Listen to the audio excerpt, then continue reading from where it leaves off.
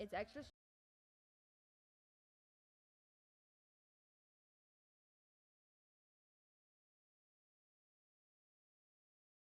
hard to get this all working for us. I know it's frustrating, but you're doing great. Yeah, I honestly. appreciate it. Yeah, me too. I mean, I don't have all the effort or the time in my brain to try to figure this all out. It's already a lot just to be on here and just live. Yeah. So having extra camera crew? Like this mental capacity just to be on the live is like one job. Yeah. Not And then that job. yeah. There's so much that goes into setting up. Like I know everyone is just looking at us, but we are looking at so much more. There's cords, there's lights, camera, action, Production. Team. and settings: mic on, mic off, mic on, mic off, Yeah, I can't do all this. camera angles. Can you turn down the background of your monitoring system though? Because I can hear and I can hear myself. It's an echo. Can we start our ideas? He Yeah. says. Okay. Well. Well, we just wanted to publicly thank our production team. So we have Jeff in the background over here. So if we can have a clap. It's 9:40, but we're on. We're and on. This is Erin. She's back. Hi, everybody. And I'm Tina Starr. Nice to meet you guys. If you're new and watching this episode, and if you're one of our loyal viewers, I love you. And sorry that we're late, but We're sorry we're late, but that I'm also like, you know what? What else were you doing? You can watch me later and Aaron later if you don't want to wait for us. I'm so sorry. one I thing that love you. one thing I enjoyed is all your little clippets from last week that you broke it down and reposted You stuff. like that? I did. I think that's really cool. I didn't even get through all of it. Like, Mm. it's just a lot. You know what I mean? Yeah, just kind of going over the highlights. So maybe if people did miss last week and you kind of like posted the highlights, I liked that. In my opinion, though, there was so much highlight. Yeah. Rewatch the whole thing, start to finish, everybody. I did review our own content. I don't mind watching ourselves. That's the first thing I did. As soon as I went home, I rewatched it, and I was like, cool. And you learn so much about yourself, how you talk, how you look, what you want, what you don't want. Yeah. And so if you're ever learning and you're trying to like gain more self-awareness, which I think is always super powerful, you should rewatch a video of yourself. Yeah. Nothing quite like it. Yeah. And then you can kind of take like constructive criticism from other people who also watched it too, especially when being live. Like everyone makes mistakes. And this was only your first couple. What is this podcast number 8? 6. So you've only done this so many times. And I feel like as you practice, obviously, the more you practice, the better you become. To be considered a professional, you have to do 10,000 hours of something to be considered professional. So you're getting there. I've been on a live for like several hours now because like I used to do this for photography. Mm-hmm. People used to love me like directing. Like, Yeah. people just were watching me direct, and that was really cool. I think that's really good for every business. So, for example, my eyelash girl, like when she posts on her story every day, I'm like, oh yeah, she's grinding, she's working hard, and she's making content. Even if she didn't necessarily work that day, I think she did because she's posting. That's what a real content creator does. Like they bank. Yeah, Save footage the and footage, creator. and that's what I mean. Like I love the little clippets and the highlights and stuff. Honestly, I should do a little bit more. But today's episode is the power of listening, and I love that we got together and we chit chatted. And our topics today, we want to talk about. Can you read that little blurb again?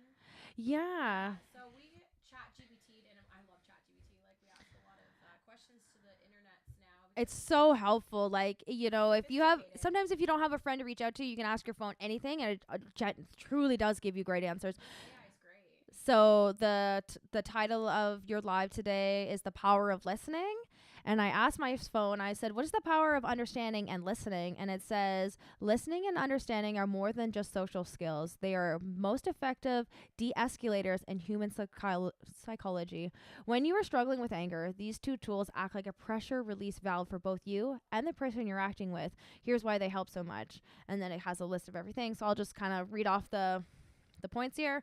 It says that neutralizes defensiveness, it regulates the nervous system, it unlocks the real issue, it gives you the control, the listener's edge. Yes, I agree with that. Yeah. Because there's so much power in listening. Like, yeah, you can talk and it's powerful to be heard, but it's like when you listen and you observe other people, it does give you an edge because it allows you to really see and understand a person.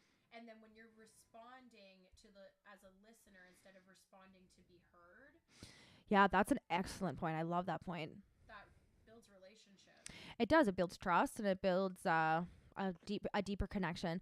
And especially with the holidays and everything going on right now, there is so much struggle from everybody, financial struggles, romantic struggles, conflict at home. Like, more people are spending time at home, and everyone's like, that's amazing. And everyone does love their family, but being home for 3 weeks straight with your whole family can be overwhelming. The household chores can get neglected. You could feel tension between the people you're with. So That's like a true. I have had people in my house nonstop for 3 days, and I know you were saying how much you loved it today. It was a full house. It was and fun. it makes me so happy. Like I already feel like it's not even Christmas, but it's like I love my house full of people all the Mm-hmm. time. I'm Most people do. I'm a good like some people know there's some people that need their alone time where Yeah. I'm made to live in a community. Mm-hmm. So it's not just Christmas time that I have a bunch of people here. This I is the function home. quite well having people here all the time. Yeah. And Great host. thank you. My mic's not working. Oh, darn. Is there... I feel like I want to give up now. Yeah, I feel like that as well. But I also feel like that we both look really pretty and we can still film something to do a little short clip it. I thought I could hear myself. I can in the hear her. feedback of his phone though. I'm confused. I can feel like I can hear... Oh, that's me talking. Okay, you say something? Hello?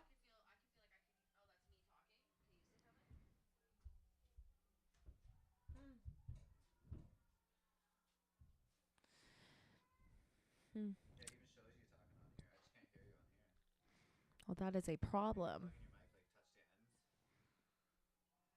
I can hear myself in the headphones. I can hear her on the headphone as well. Is it... I think that our topics that we have to talk about are super, super Would you like great. to share a mic? Yeah, I feel like sharing a mic is okay. Do you want to like... Oh, good thing I didn't spill all there we go. Yeah, cool.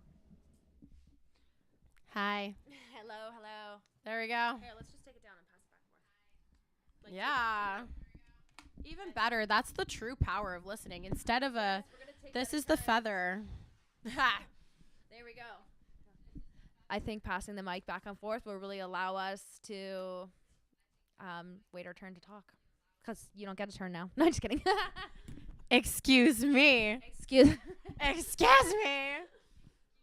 No, I need my own mic. Yeah, having our own mic is... This is, anyways, I apologize to the viewers. I don't know what to tell you. Yet again, thank you to the production team. Do you want to finish, like, I don't think anybody has started watching it. Do you want to set up Did you fix the mic? cuz I'm really excited for the topics we have to talk about tonight, but I kind of I feel like your message is like really important, and I feel like having a better done video where we redo this conversation would be good too. Well, it's okay, because I don't think we need to redo it. We have so much stuff we talk about. Like, I don't know. Like, I apologize that they didn't hear half the conversation, but they were trying to listen really hard. Okay.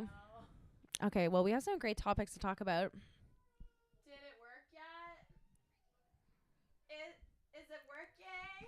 Yeah, you sign for the rest of the show. I can't We need subtitles. everything. There's just too much to talk about. No. No, That's okay. that's okay. Sit back, relax, and enjoy the show. Mhm. All right, well, I think we should end the live for a few minutes. I don't care. Okay, so I wanted to ask you a question. I had things. Okay, I'm ready. Oh, it just cut this out now too. Oh.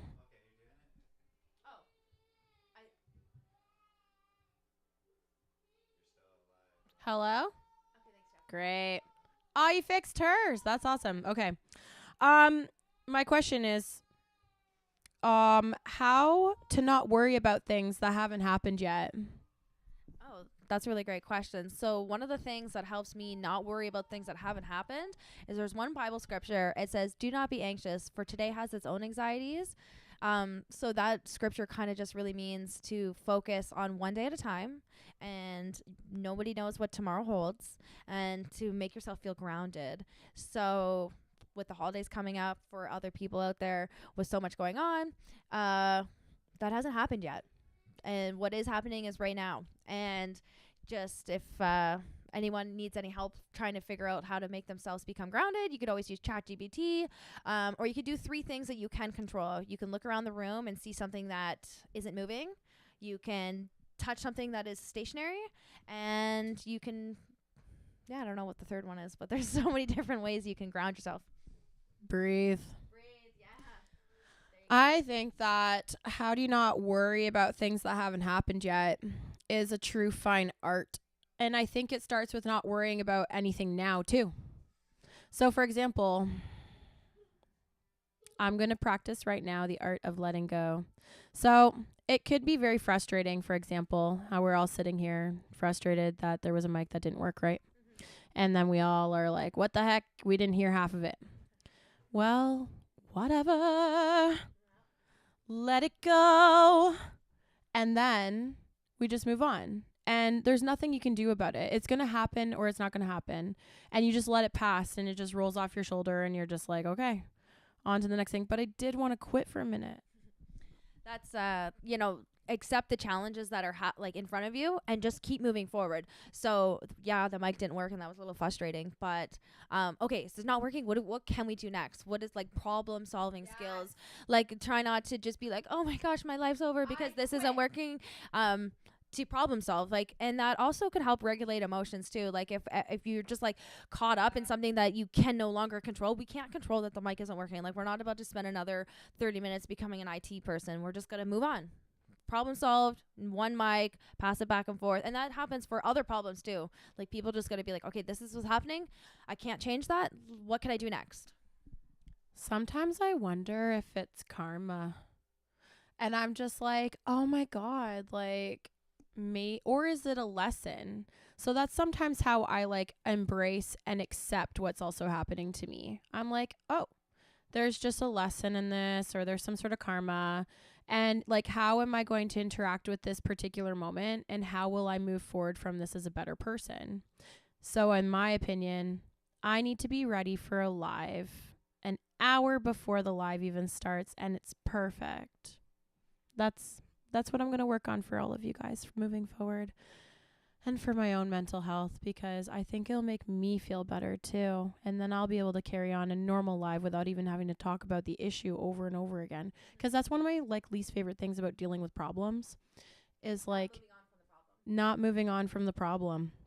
And then it takes away from being able to focus on what I originally wanted to apply my energy towards, which actually I really want to say there's a lot of things I'm going to move forward from in my life, and I'm looking forward to it in 2026 because I had a year that I needed to move on from a lot of things, because then I can actually apply my energy towards things that really matter. Yeah, like having a lot of self-reflection, and being prepared, like readiness. So for example, setting up this podcast an hour before will allow you to be like mentally prepared versus being like, where's my whatever. And then so yeah, being prepared will help you be successful. And that's what I really like for myself. Like I like having my house clean, I like having my room clean. And then I like knowing where everything is, being organized. Being physically organized will help you become mentally organized. Simple as like just making your bed in the morning can kind of just set you up for success. And then letting go of things from this past year. Like if you can problem solve faster to find solutions, you will be happy sooner. If you sit and cry about the problems that you can't control, you are going to stay in a rut. You're going to stay stuck. So if you can have better problem solving skills to go forward, to just make a plan of action, like this happened, okay, accept it. What can I do to change my life to go forward? Like for my past, like I have had a very reckless past, and that is okay. I am not embarrassed by my past actions because I'm no longer doing those actions, because I'm like, okay, the problem was I was on one, and then now the solution. Girl, I'm so proud of you this week because you had a moment of weakness, you said, this week, and you overcame it. I want you to talk about that because there's so many listeners out there that are like in the same boat, literally. Yeah, so sobriety is something that I publicly kind of announced last week on your podcast. So it's been a while now, and this week I was feeling a little weak, and I reached out to somebody that I was like, let's go out for a drink, and then as soon as I texted them, I was like, no, I know I don't want to do that. So I came over here today because I know that we're just gonna hang out and have something productive. So And you're always welcome here. Anybody who's struggling, okay, you're my friend. And even if you weren't perfect all the time, like I would help you to get perfect. mhm. So yeah, so having shared your struggles with people, like for me it's sobriety and something that I'm having a hard time with, it gets easier when you actually share with people that you need help, because then people are like, my home is your home. And then I had a lot of people reach out and be like, I'm so proud of you for sharing that. And that, Isn't that so encouraging? And it makes you want to do it more. oh my gosh, it was so encouraging. So this week is, I've been sober all week, and I mean I had a moment of weakness when I texted a friend. I was like, I'm gonna drink, but I immediately was like, oh my gosh, I have so many people that are excited to see me like be successful now, like you and your home, and knowing that I have somewhere to like turn to. So that's kind of ties into like being a good listener. So you're being a great listener for me. Like I need help and you're listening, and now I know that I can turn to you when I need a friend. And like if even like you were failing, which because there's people out there that, you know, it doesn't go perfect. Relapse. Like, yeah, like it's my job as like a good friend to, you know, if I'm actually going to be supportive of you, to make sure that like I don't just suddenly like make it harder for you by quitting on you. It's my job to, you know, give you the space that you need to do your journey and to grow. Like the time it becomes difficult for someone like me is if I'm pouring too much of my energy into you, trying to fix you. And that's not my job, right? My job's just to support you. And I think I want to make sure that, you know, I'm here when you need it. And that's what you do as a good friend who's helping somebody who's trying to become sober, who's trying to, you know, deal with whatever their issues are in their life. And not even just about helping someone to become sober. It's about helping someone in all issues. There's so many issues, big and small, that our friends are having, our families having, that we don't even know about. And so over the holidays, I think for everyone to be extremely mindful of how hard the world is, and just being there for one another by just opening up your home, opening up your ears, and then really just try to avoid like trying to control people. Just really be there for them and let them show you, like let that person prove to you that they can do the things they say they're going to do. So the controlling part's hard though, because like, you know, sometimes because you put a lot of energy into somebody, right? And they're trying, and you want to see them succeed. How do you not take control when all you want to do is force them not to drink, or force them not to do the drugs, or force them to pay their bills? Like how can we be the person that we need to be for them? I think that comes back down to self-awareness. So self-awareness can, like, we all got to remember we're only in control of our own actions and our own responses, and we also, like, we're in control of our own happiness, and we can't let what's someone else is doing ruin our own happiness. So we can only be encouraging and loving and supporting, but when someone chooses something different, we can't like let that ruin our lives and make their problems our problems, their problems with their problems. And when they come, also I think like when someone comes to you, then they're looking for help. But if you try and give your 2 cents without them having asked, then that's kind of where it can be controlling. Even if you have good intentions, I think becoming self-aware of whose problems are whose circus is whose. So then, you know, how do we avoid giving too much of ourselves and this is starting to impede on our lives before, you know, it affects how we're helping people? Because I have poured too much into people. I've poured too much into people before. So like, what would you recommend? How can I still help? Yeah, so I think it's really important for everyone to protect themselves. So you don't want to pour too much energy into somebody and then become disappointed. You're setting expectations of someone else, and when they don't meet your expectations, that is setting yourself up for disappointment. If you just have a loving, open heart and just hope for them to do the best and hope that they hear your advice and then they take it, that will be happy. But when they don't take your advice and you're expecting them to, that's when you can become disappointed and upset with their choices. So as long as you just yeah, protect yourself and be self-aware. Like, this is my 2 cents. This is what I think you should do. And whether they do or not, just, yeah. So it's about being like neutral then and just being supportive, not putting too much of yourself into the helping action, but just being there when they need it and not setting too much of an expectation. That's the overview then. Yeah, I love that. And so we are hoping that from this channel and from this episode in particular, you're going to take these skills and you're going to take it to your gathering this holiday season. And we're going to try not to judge our people too much and understand and not be angry at each other, because, you know, that's when people start to overconsume, is at the holiday gathering. And they sometimes take that as the opportunity to just drive that little poker into their belly and be like, hey, why aren't you perfect in whatever manner way it is? But it's not the opportunity. Like, sometimes this is the first and only time that you're seeing each other this year. And that's the time for a family meeting, not for the happy gathering, because you're going to ruin the holidays together. That one opportunity that you're going to make good memories together. Let's have fun, let go, and forgive. So that's the next question. Like, how do we let go of anger at each other so that we can see each other and just enjoy the moment? Yeah, so back to what you're saying there. Time and place for everything. Christmas dinner or family time is not the time and place to call someone out in front of everybody. If someone has general concerns about someone, a private conversation is always more appropriate than right in front of everybody. So to be mindful. And also, too, if you're coming from a place of love and you want to help somebody, becoming angry at them in front of people and cornering them is not the way to go. The best way to achieve anything is with love and privacy and calmness. So letting go of anger, so forgiveness is extremely important, and you can forgive somebody for past actions, but you going forward, you don't need to tolerate those previous behaviors if they continue, but you also will feel better when you forgive somebody, because then, like, we all got to be able to be in the same room. We all got to be able to respect each other and not be angry with one another, and to let go of that, I think, is forgiveness, but not tolerating something going forward.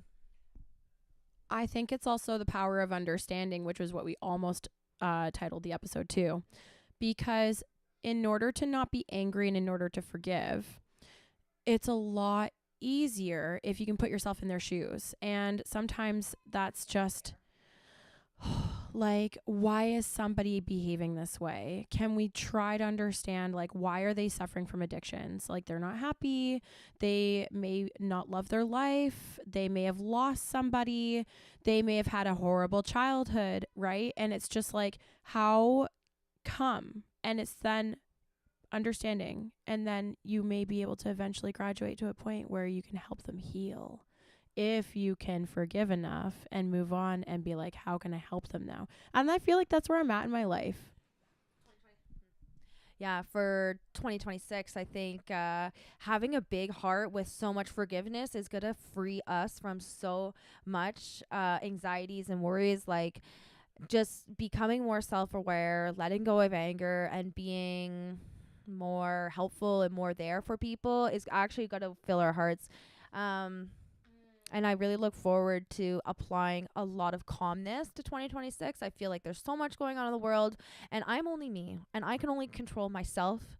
I can try and like pour love into those around me.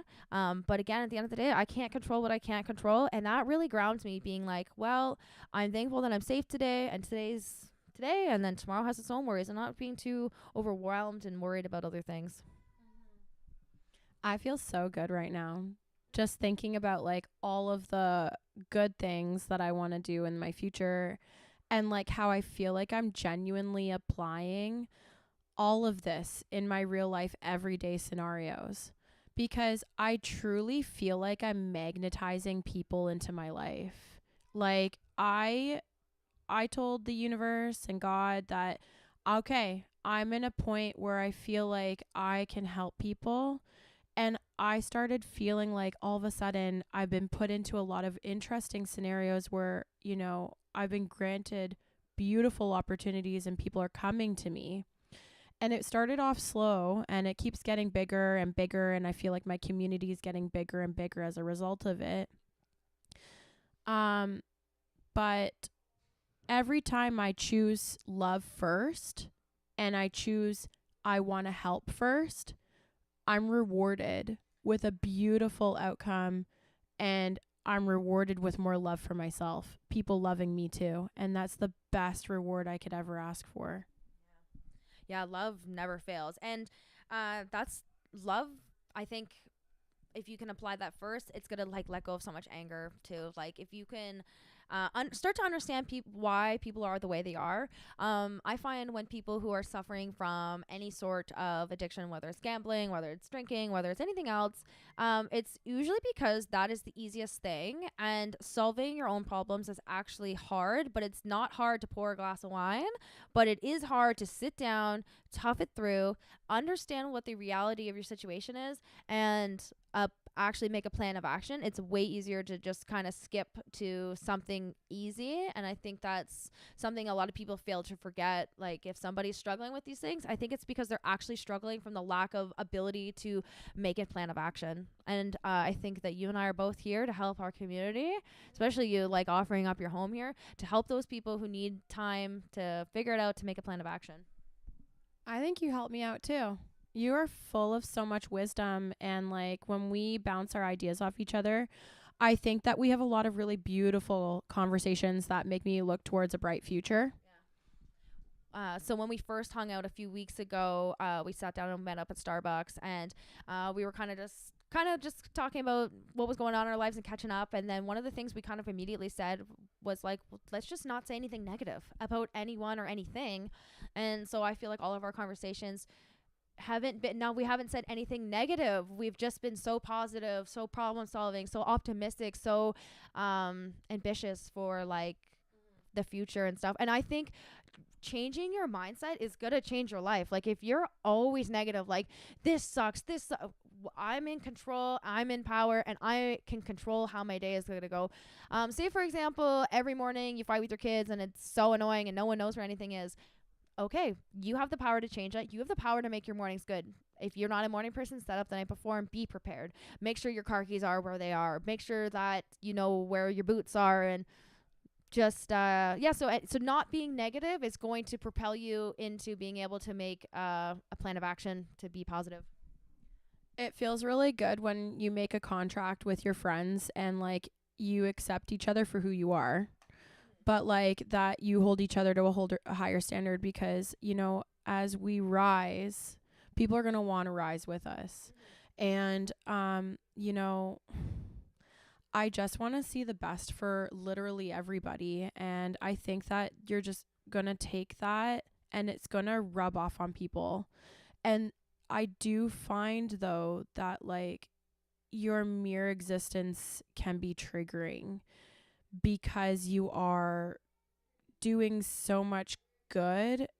I don't want to trigger anybody, but it's interesting to see what exactly triggers people, because that's where the healing starts. And in that moment is where you have the opportunity to heal. Yeah, I think with what's going on in the world and how challenging it is, I think everybody is suffering from something, and everyone really needs a friend. And I think for 2026, I think I want to see everybody really try and have a positive attitude, like despite what's going on, and really leaning on each other, and then making those contracts with each other to be like, okay, you know, this might suck, but accept the fact that that's what it is, and this is what we need to do now, and how you guys can go forward. I asked my phone, like my AI, some stuff that's going on. I really love that it's like how you can use AI and how much you can benefit from it and help understand the way people are. I have a lot of hope for the AI future, actually. Me too. I really see a bright future in, if it's our jobs though, guys, to make sure that we take AI in the right direction. Right now, people are scared of AI taking over, but if we could just tell the whole world that we want AI to take over the jobs we don't want to do and not the jobs that we want to do. So we see a lot of AI in art right now, and it's making people angry. Yeah, I mean, there's pros and cons to everything. I think the pros to AI is the things that are like the facts are already out there, and when you ask a question it can give you an answer right away and you don't have to do more research. I think AI is going to make our lives easier, like, so we don't have to waste time and energy sourcing for answers when it already knows. But I can understand why people are disliking the art, how it's like taking over, but somebody has to prompt it to create that art, so maybe it is, yeah. Maybe, but I think the bright future, the bright future, if we all choose it, is it does, give us more freedom. I think that if it could create enough, all of the effort and time wasting jobs are put into AI and it's becoming more efficient, it would be really nice to see, us given more time to do as we please. That's an excellent point. Another really good point that I love about AI is that you can talk to it kind of personable. Be like, this is my problem. This is what so-and-so said to me. What should I say back? And it will give you like positive ways to respond to. It better always stay like that. Like, I mean, I can see how this could go dun dun dun real quick, but let's just stay positive about this. There's one video going around. It's like, ask AI 10 questions on how to change my life, and it spits out super positive things to do. So if anybody is lacking self-awareness or self-control or anger, like, I think people should use their phones and talk privately to your phone and be like, hey, I'm really struggling with road rage. Give me 10 steps on 5 steps on how to stop having road rage. Yeah, it honestly is free therapy, and I feel like that it's really. I use AI every day for emotional support when I find that I can't find a friend who, without giving them, like, if I'm talking to a friend and they want to give me their input, sometimes that is emotional. But if you ask your phone, like, you can better yourself, and I really encourage everybody to use their phone and AI to gain self-awareness. Has it really helped you through this week? It definitely has helped through this week. Like, wow. I'm impressed. You were about to read us something though that you said you asked it. Oh yeah. What was that? Do you have it? Yeah. Okay, so I think that every friend group is struggling with gossip and he said, she said stuff, and I find, so basically, people who have nothing to do with my life or nothing to do with your life or people we don't even know, or let's just use other friend groups. So what I want to say is, like, you're elevating your conversation if you're not talking about people, but you're talking about ideas. And I read that. It was a good quote. Yeah, and it's true. Yeah. So I'll read you with a quote that says, it says, people that lack their own internal drive or creative passions tend to fill the void by obsessing over the lives of others. It's easier to critique the choices of others than build something meaningful of their own. When they get angry for other people's not taking their advice or anything, it's a... Yeah, so this was a personal response, but basically I want people to, like, strive to do better and talk about stuff that's creative, talk about stuff that's exciting and things and amazing, versus like, oh, can you believe that so and so is doing another live, or like stuff like that. Like, I think people really just need to be in control of themselves and only worry about themselves, and then I think everyone will grow more if people focus on themselves. I'm not saying anything bad about anybody, but I just think that, everyone can, for 2026, just really try and reach their goals without being negative towards anyone else or like throwing anyone else under the bus. I've had a lot of people ask me this week in particular, Tina, how do you overcome the hate? And how do you overcome people talking bad about you? And I really do think it's a superpower, and I was really happy to answer and say that it's because, like, deep down, I don't care about what people say about me. I know who I am. Yeah, exactly.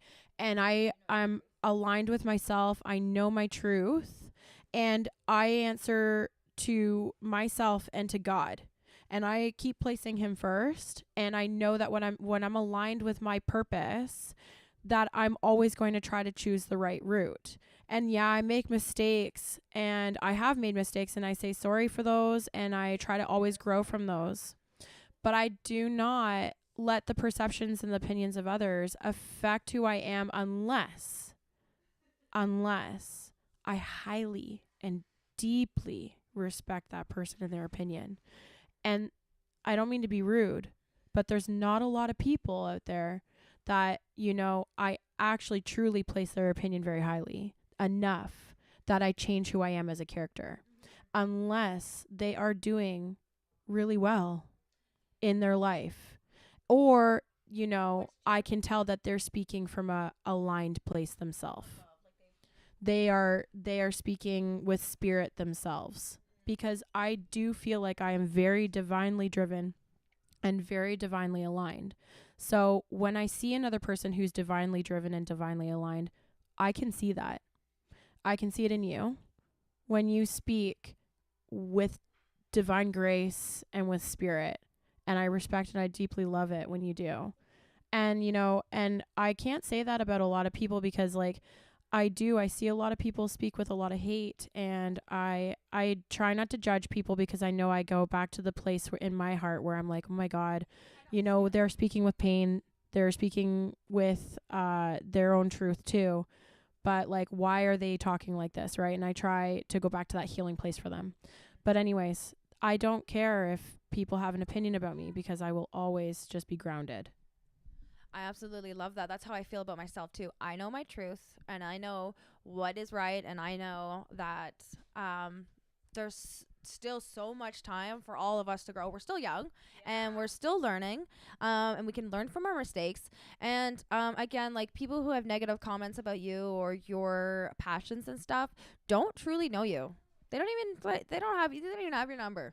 They just, like, you know, people, and that's what, so that's what I was trying to say there. People who lack personality have the inability to, no, people who lack personality have the inability to have any kind of meaningful conversations that is creative, passionate, interesting. Those types of people are the people who need to gossip about negative things.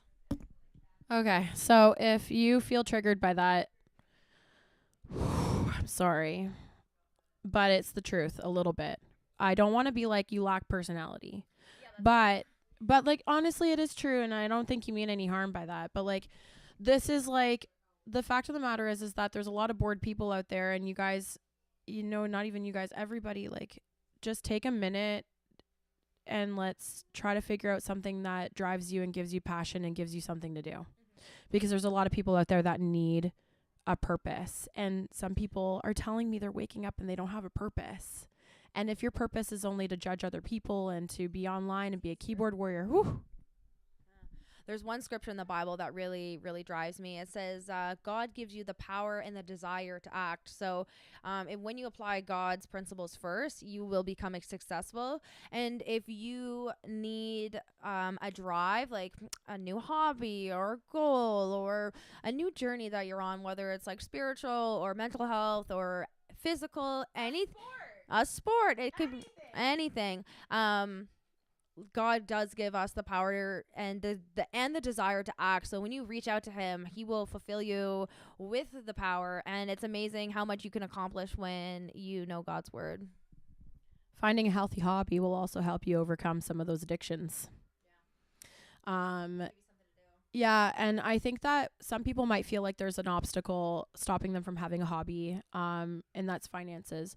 And that's where I really dream of this perfect world where AI, you know, does all the jobs for us, and we have all the time in the world to have hobbies, and we all have free hobbies accessible to everybody in our perfect world, perfect community. This is my vision. I have a vision. It's in my head of exactly this perfect world. But anyways, there's a lot of access to free information and free resources. And I would love to see us all try to make these hobbies more accessible in the community.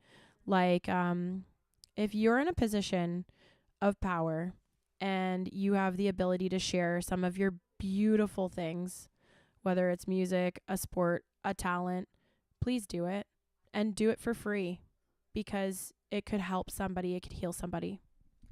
Yeah, I think a lot of people don't know how many resources are available out there. So one of the programs that I used when I was a kid that I absolutely love is called Jumpstart. Jumpstart is a program for parents who need financial help to put their kids in sports. So Jumpstart wants your children to be in sports, and that's a financial thing to do. And that's how I first got into trampoline lessons. My mom put me up with the Jumpstart program that paid for my trampoline lessons, which then launched my career because now I am a trampoline coach, and it started my passion when I was super young. So that's a great resource to use. There's so many things in the, like at the Barrie Public Library or whatever library, there's things for kids to do. There's free resources, and I think people should really try and look into stuff, especially if finances are a struggle. There's so many things we could do for free and hobbies we can do for free. We just got to be resourceful and optimistic too. A lot of people will be like, I can't do nothing because I have no money. Okay, go for a walk outside. That's free. Connect with a friend. That's free. Try and be creative and use what you have. Yeah, it's true. It means being a little creative. You're right. So, because that makes me think about painting, for example. So I'm trying to get into painting, and it's actually extremely expensive to have canvas, frame, paint brushes, and paint. But I actually saw somebody who was using old makeup. So it's about like having the ability to imagine what you can do and what you can use. Yeah, like there's so many. If you look around in the room you are in right now at home, look at how much material you have. If you want to start an arts and craft hobby, there is material that already exists. An old shirt, an old sheet. For my school this week, I had to use a drawstring bag, and I was like, oh, I'll go to the store and buy one. I'm like, no. I'm going to look at the old fabric pile I have, and I hand stitched a bag for school, and it only took me like not even an hour. And I have this beautiful cute bag that I made, and I feel so much better about making something than purchasing something. So that kind of goes into our next topic, which I think was overconsumption, which is going on major in the like right now. You had said earlier that you absolutely hate all these stocking stuffers for sale at this. I hate the Dollarama, actually. Like, I love the Dollarama, but I hate it because there's so much consumerism. Yeah, and it's not the dollar store. It's like the $5.99 store. No. What I don't dislike the dollar store. I dislike poor quality things. Like if you're gonna buy a pair of winter boots, invest in a very good pair and don't buy a new pair every year because I'm done growing, or invest in good quality things. And I think people for the stocking stuffers are like, crap. Yeah, and honestly. And then it becomes so overwhelming that you've just purchased all this crap and you're gonna throw it out because the kids don't even want to play with gimmicky toys and all this like concept. Like, I don't know why you say this, why that made me think of this, but like the McDonald's toys. Oh my god, absolutely not. It's like that's like the perfect example. I want to say, like, it's just like so cheap, it's so consumerist, it's so like garbage, and it's like, why are we encouraging them to do that? We shouldn't be. No.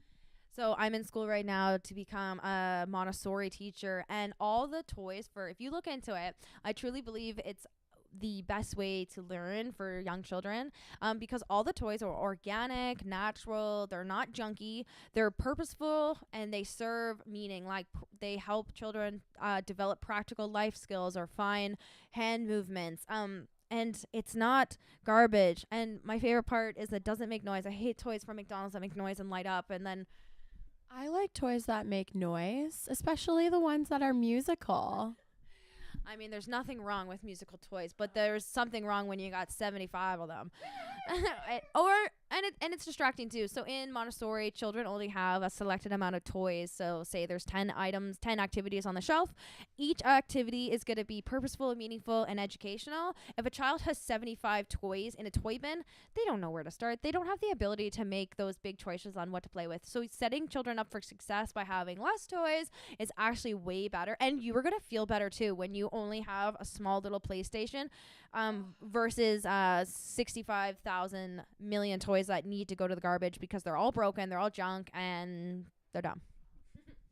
This is why I really believed in the world with a toy library and about more community. So, and we don't see this yet, but it is in the future, and I'm going to continue to promote it and speak about it until it really catches on.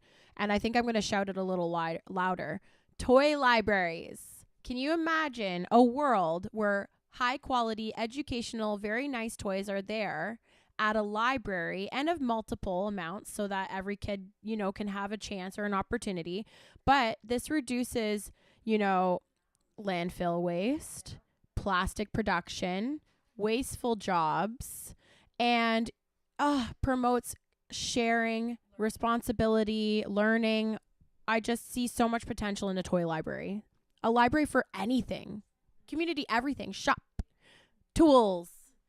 Actually, I was in the Barrie Public Library recently, and they actually do already have some toy exchange. So it is growing. So you can go to the Barrie Public Library and rent or borrow a bird watching package. So it comes with a pair of binoculars and a bird book. They have a kit on how to fix stuff, like a little tool kit. They have gardening kits. They had a whole bunch of different stuff, and it was super cool. There's like a little science kit where you can so the Barrie Public Library does already have stuff like that. My dream one day is to have like a community center that has a library and a rec center and a skating and a trampoline and like just stuff. I really think kids staying busy is more fulfilling than having toys, like experiences, like having good experiences. You were saying today that you would rather those close to you spend their money on experiences. Here, share what you thought about that. Oh, yeah. So my daughter, Rosie, she wanted to spend her money on Burger King. And I was like, no, you're not allowed to spend your money on food. And yes, food is an experience, but not like that type of food, right? And I love that vision. I really see it. Community centers, more larger community spaces with people who volunteer their time and teach, and it's all free and accessible. Wow. What a world. What a world. Can you guys imagine that? And I mean, maybe not so great for the introvert, but like so great for people who want to connect and want to learn and want to have more purpose. Yeah, I think connection is so important. So over this last year, I fell into a little bit of isolation and depression. And then I ended up staying in a temporary place with a bunch of other women for a little. I stayed, and it made me snap out of it. It made me snap out of my depression and start doing things I loved. Like I was so isolated, not talking to anybody. I wasn't working. I wasn't doing anything. And then I had been in a place with a bunch of other women, and I was able to connect with them and share some of the struggles that was going on, and they helped me bring me up. So like, I think if anybody is struggling with any sort of depression or loneliness, that there is such a big community like you and other people that are just want to help and be there and get you back into some of your passions and stuff. And I lost 30 pounds having reconnected with people because I'm like, I need to be doing something. And I feel so good about myself. And then remembering that I'm in control. Like I'm in control. I don't need to stay in this house and be sad. I can go outside and be around people. And like I find a lot of people are extremely isolated, and I think you're a great friend to reach out to if anyone needs support. Thank you. One of my happiest moments this year was actually in the hospital when I was recovering from my motorcycle accident. Why did you think that what made you feel better about being in the hospital despite like this crazy accident? Like what did you gain from this hospital stay? What changed you? It was such a beautiful community. Like it was such a great, like, we were all close to each other and we were all connecting and supporting each other, and we didn't have to stress about anything. It was kind of like a vacation. That's exactly how I felt when I stayed in this place with all this other women. Like it was nice to be around people who are going through like similar situations, and then not having the stresses of like, oh my gosh, I think one thing that we would really love, and I think a lot of other people would love, and this is definitely a luxury, but going to like a yoga retreat or like a fitness retreat where you're with other people who have like-minded ideas and similar goals, and then you don't have the stresses of like home life, and you can just focus on that yourself and be around those who, unfortunately, that's a luxury, and not everyone, I understand. I can't even go to a retreat, but there's still so much to go. I think that this next generation we're going to be working towards, I think right now we're in a generation of trying to fix what we broke. And I think we have a lot of, resources available for things that are already broken. But this next generation in our society, and one that I would really like to see pictured and people worked actively towards creating a need for, is, you know, these luxury retreats. They're not luxury anymore. They're just part of our lifestyle. And we send people to them immediately. Like, okay, our youth, for example, into a retreat type yoga setting now, teaching them mental health, good life practices. And instead of fixing what's broken, raising up what's right. Yeah, I think that's a great idea. Coming together, being close with each other, and be supporting one another, and finding free hobbies that we can all do together. I don't think it's that far away. I think it's just about, you know, well-placed ideas, smart spending, and people choosing what is actually right, and us saying that we hold society up to a higher standard and we want this and this is how it goes, not how that's how it going. I really do see this future. Me too. I think that there's a lot of good things to come from 2026. And I think staying optimistic, positive, and supporting, loving, remaining neutral will really propel everyone into a better year. I think the most important thing for tonight, I think, is being in control of what you're in control. You can't control others. You can't control some of the bigger things, but you can start with yourself and you can set an example and lead. If, you make mistakes, that's okay. No one is here. I think we should all just kind of give each other a break too. And then, yeah, just really just trying to stay focused too. Maybe do some planning and then make a plan of action too. Like if your life does suck, if your living situation sucks, or, you know, everyone needs to make a plan. And I think that's really working for myself right now. I love planning out things like, hey, Friday I'm going to go skating, and Tuesday I'm going to go to the Kingdom Hall, and like just setting myself up to be productive is helping. So yeah, I think it'd be really great. I encourage people to make a vision board because it does work. Oh, I love that. Yeah, so 2026, make the vision board. Let's all visualize what tomorrow, your next year, your next week is going to look like, literally. Yeah, and I was working on my vision board, and it works because I've checkmarked a lot of things over my past vision boards. It's crazy to look back and be like, wow, I did this. I'm doing this. I'm really making it happen. I think having a vision board is something that I think everyone needs. Instead of a big New Year's party where everyone goes out and maybe regrets their night, maybe if everyone wants to do a more budget-friendly party. A vision board party. Vision board party, yeah. So everyone, I think that is awesome. I think, and then, oh my gosh, I think we really should do that instead of having a party where we drink and get chaotic and regret and start our New Year's off with chaos. I think everyone should start the New Year's off being in control with a plan. Tell me some of your goals. So I Oh yeah, I'm going back to, you know, working out in my diet again. Yeah, for sure. I am doing that. I'm also going to be working very heavily on my acting and modeling career. I have some new goals for my photography business. I have a lot of volunteer projects that I have up here with purpose, and I'm going to be sailing a lot this year. I want to be able to self sail and prepare for bigger trips, and take others sailing with me too. You know, lots of that. And okay, yeah, you're gonna fish on my boat. Here you go. I love that. One of my goals is to be alongside you while you have your recovery with your accident and stuff. Like being in the fitness career, I really look forward to spending time together and watching you heal and being a part of that and encouraging that. It's easy to just be like, I need to rest. But if you just kind of, anything, if you just put it off until tomorrow, you may be at the end of 25 and be like, end of 2025 and be like, wow, I didn't do that again. So let's not do that, everybody. Let's be super productive and have a vision board party. And then I think everyone should write out a couple, like maybe 5 goals from themselves. And then maybe we should all kind of exchange, be like, I want to see my friend achieve her modeling career or see her fitness, like trying to really be supportive of each other's goals. I'm so excited for New Year's now. I wasn't sure what I wanted to do, but now I know I want to spend it with my close friends and you and plan. Let's do it. Let's make a vision board New Year party. I like that idea. Instead of buying, because I don't drink. Right? Which we were going to talk about, like, it might be easy decision to try to drink and then drive. And just, a little reminder not to, and to please put on your seatbelt.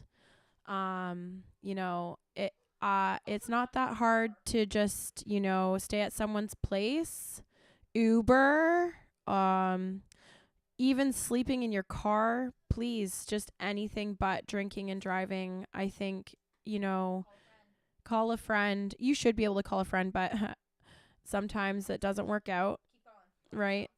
It happens. But yeah, just take it easy this year. Have a plan, and if you decide to ring in 2026 like me sober, be the person that is the drive and be the safe place. And that's awesome. We love you. I absolutely love that. I love everybody, and I want everyone to stay safe and well. And even, I think I was just watching a TikTok about this woman who went with her boyfriend, and he had a few drinks, and he said he was fine. She trusted him, and they got in a car accident. And thankfully they are alive and they're okay, but she's hurt now. So she did lose her eye. So I think that everyone, no matter how much you trust somebody, if somebody is drinking, that it's absolutely just not okay. And there's even more people on the roads right now, just with the holidays. Everyone is coming, everyone is going, and I think it's really important that we all, when everyone else is leaving the party, everyone be checking on everybody to make sure, be like, hey, let me call you a cab. I think that's a great idea. I have a small story. So we went out, and I had a couple drinks, right? And I'm the DD, but we wouldn't leave until it was I waited, and I actually, my friends were like, "Oh, thank you, Tina. Like, thanks for being honest. Like, I wanted it to be zero feeling when I'm driving, and I mean, it had been like 4 hours, but like." It's better to be safe than sorry. And it even got to the point where it was like, okay, well, sometimes people think they're safe enough to drive, but they are not. This holiday season, I think when it comes to drinking and driving, is a time for someone to be in someone's business and be watching each other. Other than that, I really want to see people really just kind of focus on themselves and do the best that they can do while being supportive of others. That's because your immediate safety is at risk here. Yeah, so that is definitely the one time you are definitely in somebody's business. Okay, so back to what we were saying about having a vision board party. I think that's really great. I heard through the grapevine that you have a new music video coming. Oh. And is this going to be before or after New Year's? When do you think you're going to be sharing this wonderful news? Christmas Eve. Yay. Cover story, music video coming out Christmas Eve. And this song's really important to me because it has a lot to do with mental health. The entire song's message was written about mental health, your true identity, who you are, and it also has a message about the world and the true meaning of being alive in this world. Anyway, so the music video is near and dear to me. It was a big journey, and it includes the featuring artist, and it's cover story coming out Christmas Eve. So watch out for that, and I truly hope that it helps you guys through this holiday season, and that you guys find, some comfort in the song, and that you guys really resonate with it. And I love all of you that has supported me through my music journey so far, who's been a part of it. I do have another song that we missed. It was my hospital song that I wrote. I had a service disruption, as you guys may know if you're following closely. I was supposed to release a song that I wrote while I was in the hospital when my heart rate was so low. I thought I was actually going to die because they had me on so many drugs. I wrote a song. It's coming out soon too. And I just can't wait because I actually have I have so many songs lined up for you guys. And my real only struggle here is like, do I make a music video for each one? Which, because I'm kind of passionate about that, you know, sharing my story through the visual art representation as well, because my music is, sometimes it's a little political, always has a secret message in there about how it can help you as a person grow. But it's like, what else can I show you guys through my music videos too, right? Like, how can I really help impact the world through that as well? Anyways, I can't wait for you guys to see it. You got a sneak peek? I did. I liked it. Yeah, I know. I'm so excited. It's a good one. It's one of my favorite songs, and this is the reason why I named my album Cover Story. So it's so big. I'm excited. But yeah, I think we had a really great talk show. Thank you for taking your time to struggle with us and live with us in this moment. And thank you for, you know, learning with us and joining us on this journey. And I can't wait for the next episode. Good night, everybody. Stay safe and be optimistic about